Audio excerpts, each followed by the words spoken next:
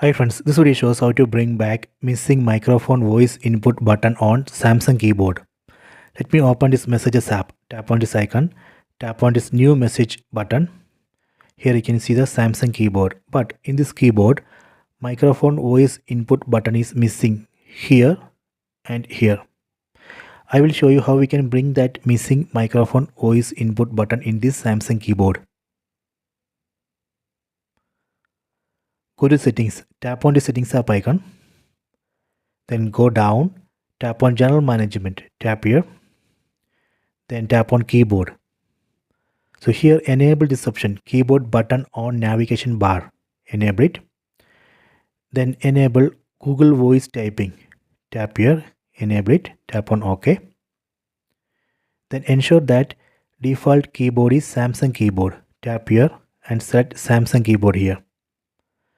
Then tap on Samsung keyboard settings, tap here. Then go down, tap on voice input. Here let me set Google voice typing. Done.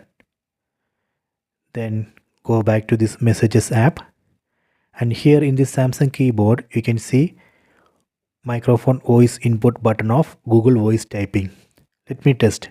Tap here. Hello, hello, hello, testing. See, it's working. If you want to stop, you can tap here and stop. Let me go back. Then again go to settings. Under this Samsung keyboard, tap on voice input. This time I am going to test this Samsung voice input. Select it. Done. Then go back to messages app. See, now here you are seeing microphone voice input button of Samsung voice input.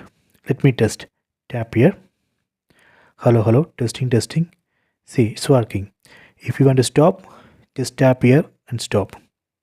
Done. So this way we can bring back missing microphone voice input button on Samsung keyboard. Please try this. I hope you have enjoyed this video. Please subscribe this channel. Please like and share the video.